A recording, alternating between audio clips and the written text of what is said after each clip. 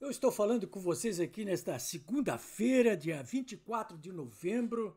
São 5:30 da tarde. Tempo bom em Porto Alegre. Sol claro, céu azul, temperatura amena. Eu vou falar, claro, de novo sobre essa prisão do Bolsonaro. Até há pouco eu estava participando de um programa, uma live, da Rádio Mais Brasil. É Rádio Mais, o sinalzinho só que é de Mais Brasil. É um programa que sai todos os dias às 13 horas, vai até às 15 horas. E 2 horas de duração, eu estive ali sentado, junto com o âncora do programa, o Júlio Ribeiro, mais o advogado Pedro Lagomarcino e um outro advogado de Pato Branco, no Paraná. E estávamos conversando, o programa todo foi sobre essa questão da prisão do Bolsonaro. Uma prisão política, outra prisão política. Olha, a conclusão é que eu cheguei ali no programa, e acho que até já falei para vocês sobre isso aí, é que do ponto de vista jurídico, desde o início não dá para fazer nada, né? Porque a verdade é o seguinte, eu sou advogado também, tenho advogado em causas próprias, mas já sentei como autor e réu aí, tenho sentado em dezenas e dezenas de ações judiciais. E confesso que nesses 50 anos aí, onde estive ali como réu, como autor, como advogado, eu nunca vi o que está acontecendo no Brasil nesses últimos anos aí, no âmbito da Corte Suprema, né, do Supremo Tribunal Federal. Porque eu até estava conversando com esses dois advogados que estavam ali no programa conosco e estava colocando essa questão para eles. Como é que vocês se sentem, né, como advogados? Porque como é que vocês se sentem como advogados obrigados a seguir religiosamente tudo que está disponível na legislação brasileira? Não apenas a lei, mas inclusive a jurisprudência, né? Tecnicamente, tem que atuar tecnicamente. Os advogados, como é que os advogados, como é que vocês se sentem sabendo que no âmbito do Supremo Tribunal Federal e até em algumas situações de primeira e segunda instância, eu até diria que são pontuais nesses casos, da primeira e segunda instância, mas no caso da Corte Suprema é generalizado, né? Quer dizer, os advogados eles têm que entrar ali, atuar tecnicamente de acordo com o que configura a lei. Enquanto que os magistrados, eles não precisam se ajustar à lei escrita. Eles simplesmente fazem o que querem, né? É como se eles tivessem atos institucionais próprios. É carta marcada. Tudo que é advogado sabe que esses julgamentos políticos que estão em curso aí, desde 2022, no âmbito do Supremo Tribunal Federal, são julgamentos de carta marcada. Não adianta advogado protocolar contestação, não adianta ingressar com pedido de habeas corpus, não adianta promover embargos declaratórios, embargos infringentes, agravos de instrumento, pedidos de revisional. Nada adianta. Por quê? Porque é carta marcada. É carta marcada, simplesmente. Né? A carta é tão marcada que o Supremo Tribunal Federal é composto de 11 ministros, mas essas questões são todas resolvidas no âmbito de uma das duas turmas, de 5 membros cada uma. Agora de 4 membros a primeira turma. Então, 4 ministros ali, dos 11 ministros, digamos um terço, né, do Supremo Tribunal Federal, faz o que quer. Não adianta, advogado pode fazer o que bem entender, né? Então você veja, o Bolsonaro, ele está gastando aí milhões de reais com esses advogados lá para quê? Para nada. Né? Os advogados sabem que é para nada, né? Mas eles ficam trabalhando ali como se estivéssemos com um ordenamento legal de um Estado democrático de direito em pleno funcionamento, quando isso não acontece, porque o que nós temos aí é um regime autoritário, né? Uma verdadeira ditadura judiciária aí no âmbito da Corte Suprema. Não tem.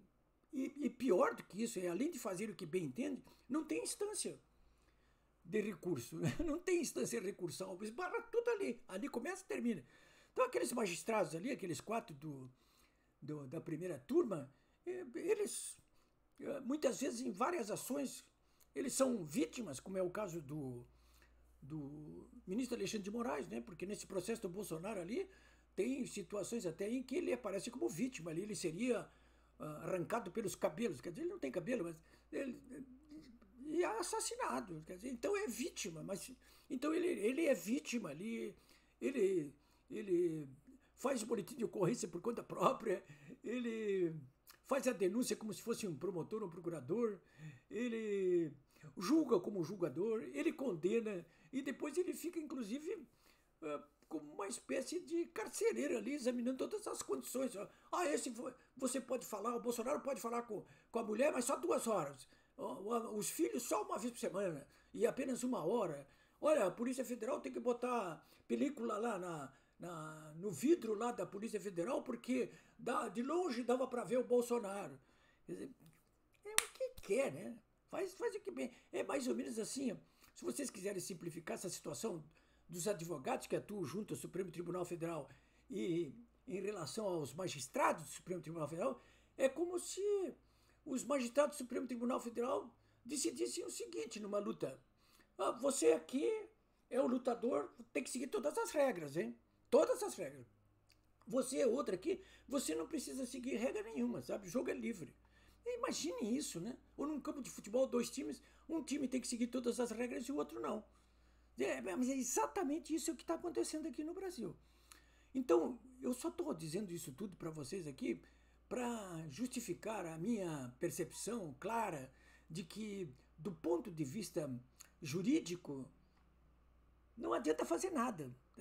A não ser, claro, marcar posição, porque eu acho que é isso que os advogados estão fazendo, e os réus também, é marcar posição até perante a história, né, para não deixar registros, né, sobre o que está acontecendo aqui, nesse autoritarismo aí. Mas, então, me perguntaram hoje, inclusive no programa ali do Mais Brasil, mas então o que fazer? Eu já falei sobre isso no meu blog, polibiobraga.com.br. Quero convidar vocês, vão lá dar uma olhadinha lá no meu blog. Eu trabalho desde as 7 da manhã até a hora de dormir, atualizando todas as informações a respeito do que está acontecendo aqui no Brasil, do ponto de vista político e econômico, atualizando tudo, com comentários, sistematizando informações, esclarecendo pontos que possam parecer obscuros aí. Vou lá dar uma olhadinha só, www.polibiobraga.com.br ou só polibiobraga.com.br, se quiserem. Então, eu já falei sobre isso aí. Então, o que fazer, né? Olha, eu acho que tem muita coisa que pode ser feita assim. A pressão de fora para dentro, né? É o Congresso, eu estou me referindo basicamente ao Congresso, porque é ali que pode se travar o embate principal ainda no que sobra de legalidade dentro do nosso ordenamento jurídico brasileiro, né? Ainda tem alguma coisa que pode ser feita ali no âmbito do Congresso, da Câmara e do Senado. Então, o que nós precisamos? Nós temos uma oposição ali que dos 550 deputados tem 100, 150 que é de oposição para valer mesmo, né? Uns 300 ficam oscilando ali, né? Pessoal muito fisiológico, né? Mas muita gente dali dá para ganhar, porque dá para explorar as contradições entre eles. E no Senado é a mesma coisa lá. Dos 81 senadores, tem uns 20, 25 que são de fé ali. Mas a maioria é fisiológica, é centrão. É centrão, tô falando. Mas dá para ganhar ali, né? Dá para explorar as contradições deles ali. Precisa ser bem profissional, né? Bom, mas o que pode ser feito aí? Eu vou dizer para vocês o que pode ser feito com a minha própria experiência de vida, hein? Olha, eu passei pela legalidade aqui em Porto Alegre. Eu já era jovem, mas atuava politicamente aqui. Foi uma revolução que nós tivemos ali em 1961, né? Uma junta militar que foi derrotada, inclusive. para impor, para fazer com que o presidente eleito ali, o vice-presidente Jango, assumisse. Depois de 64 também, participei ativamente ali também. Estava do lado errado, né? Mas, enfim, foi uma revolução também ali, uma revolução de direita, mas foi uma revolução. O pessoal fala, não, é golpe, não sei, não é golpe nada, foi uma revolução mesmo. Contra golpe? Não, não foi contra golpe, não, foi uma revolução mesmo. De direita, mas foi uma revolução.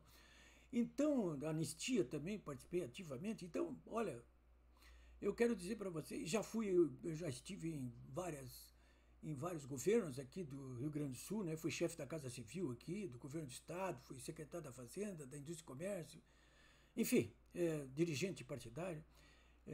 Ou seja, eu tenho bastante experiência, inclusive, principalmente, eu acho que como jornalista, né?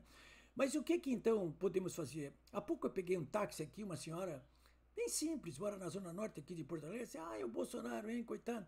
Eu digo, olha aqui, o que a senhora está fazendo aí para ajudar a libertar o Bolsonaro e os presos políticos, hein?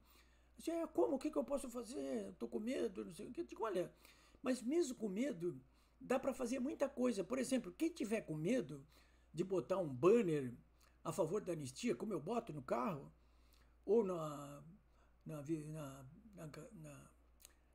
sua casa, na janela, bota a bandeira do Brasil. Entendeu? Porque bota a bandeira do Brasil, bota no carro a bandeira do Brasil. Ou então bota em tudo que é lugar, aí na janela da sua casa a bandeira do Brasil. Eu botei na minha casa a bandeira do Brasil. E no meu carro também. Então, por quê?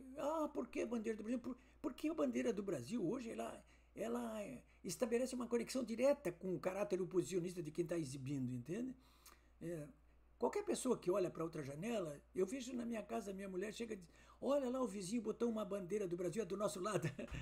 E é verdade, muito pouca gente está botando bandeira do Brasil. Bota! Você não quer botar da anistia porque está com medo? Bota a bandeira do Brasil. Vou dizer o quê? É bandeira do Brasil. Mas você está... É uma posição que você está tomando. Faça isso. É o mínimo que você pode fazer. Bota no carro. Se você não quer botar um adesivo da anistia, bota a bandeira do Brasil, nem que seja pequenininha. Bota na janela também do seu apartamento. Você vai ver que se isso começar a se multiplicar muito aí, isso forma um grupo de pressão poderoso para cima dos deputados e senadores aí que precisam promover o quê? A anistia. É isso que eles precisam. Precisam aprovar a anistia. Lá, ampla, geral e irrestrita. É isso que tem que ser feito, né? Bom, mas dá para fazer muito mais outras coisas, né? Como eu disse para essa motorista de táxi, você pode usar o WhatsApp, o e-mail. Usa o WhatsApp, usa o e-mail. Faça grupos, estabeleça grupos de pressão, não apenas para fazer circular as informações, inclusive vídeos como esse que eu estou gravando agora aqui para vocês, mas atualizando sobre tudo que está acontecendo, esclarecendo pontos, fazendo contraditório e estabelecendo uma pressão. Bota ali o nome dos deputados e senadores do seu estado e diga aí, mostra ali quem está a favor da anistia, quem está contra, e fica pressionar essa gente. Ano que vem tem eleição, hein? Vamos ameaçar esses caras, tia. Entendeu? Então, isso aí. Outro ponto, o segundo que eu digo para vocês, redes sociais, hein? Então, as redes sociais, usar como grupos de ação e de discussão. Sempre tem que ser feito isso aí. Terceiro, promova vigílias. Não, mas vigílias como? Vigília de oração mesmo. Faça vigílias de oração aí na sua casa, na casa do vizinho, em grupos, onde der aí, na rua, entendeu? Vai lá, vamos fazer vigília de oração em favor do Bolsonaro e dos presos políticos, exilados políticos, né? Depois vem um quarto ponto, se você for mais ativo aí, promova buzinaços, né? Concentrações públicas. O que mais você pode fazer? Você pode fazer também, colocar banner no seu carro, aí sim já da anistia, né? E, finalmente, eu repito aí, na pior das hipóteses, bota a bandeirinha do Brasil aí, em algum lugar. Pequenininha aqui no seu peito, anda com a bandeirinha do Brasil. Não quer dar essa anistia? Bota a bandeira do Brasil. Bota na janela da sua casa, do seu carro, né? Bom, e os parlamentares, né? Tudo isso, essas ações, na minha ótica, visam pressionar os nossos deputados e os nossos senadores. Primeiro os deputados, para que eles toquem adiante esse projeto de anistia para libertar os nossos presos políticos, exilados políticos e principalmente o Bolsonaro, né? Nesse sentido, é preciso que os nossos deputados e senadores hoje de oposição, eles parem de fazer exclusivamente a oposição parlamentar. A oposição parlamentar eles estão fazendo e com muita competência, mas concentre o foco de tudo na anistia, porque aprovada a anistia, isso aí cai, esse eixo do mal, esse sistema aí, o Supremo, cai como um castelo de cartas. Se você tem maioria para aprovar a anistia, tem a maioria depois para tocar o impeachment no Moraes ou de qualquer outro ministro. Você vai ter força parlamentar suficiente para isso. Quem pode mais, pode menos, então, não é isso? Então, mas estabelecer essa pauta única. Que mais que os nossos deputados e senadores, que são os líderes, hein? Porque o nosso líder principal, que é o Bolsonaro, está preso, hein? Então, promover caravanas da liberdade pelo país, hein? Visitar as capitais, as principais capitais, caravanas lideradas pelos principais personagens parlamentares e extraparlamentares aí que estão dispostos a conversar com a população em caravanas da liberdade, né? Terceiro, esses atos públicos, inclusive através das caravanas da liberdade. Que se não der para fazer um ato público numa praça, faça num recinto fechado, mas faça. E quarto, né? É um pouquinho mais complicado aí, mas talvez os advogados que estão incorporados à defesa da oposição aí possam tocar adiante aí um júri simulado, júris simulados aí, uma espécie de replicar aquilo que foi o Tribunal Bertrand Russell na Inglaterra, né, que foi estabelecido pelo jurista e filósofo Bertrand Russell para julgar os crimes de guerra do Vietnã. Mas agora nós temos que fazer júris simulados aqui no Brasil, um tribunal um tribunal que possa julgar essa gente aí que está cometendo os crimes políticos, né? E por último, uma força-tarefa, assim. Eu acho que se impõe isso no nível parlamentar, né? Eu sei que tem liderança da oposição, tem liderança dos partidos, mas eu acho que é preciso agrupar, formar grupos que não sejam só da oposição ou dos partidos de oposição, né?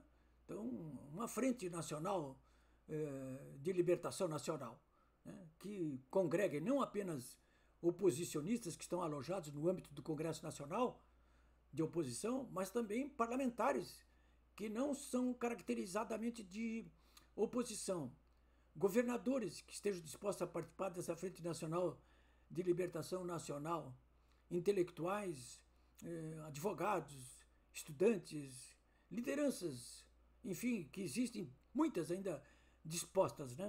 É isso aí que eu queria colocar para vocês. E para escapar da perseguição do Moraes e dos seus asseclas aí, é importante que o líder dessa Frente Nacional de Libertação Nacional aí ocupe a cadeira com sistema de rodízio, né? Pega um, mas sobra outro. Sempre vamos ter alguém comandando isso aí tudo, né? Era isso que eu queria colocar aqui para vocês, né? Se vocês acharem que esse comentário que eu estou fazendo aí, ele tem razão de ser, tire uma cópia dele, mande para o seu deputado, para o seu senador, para os líderes dos seus partidos políticos aí. Vamos fazer essa força e viralizar nas redes sociais. É isso aí, senhores.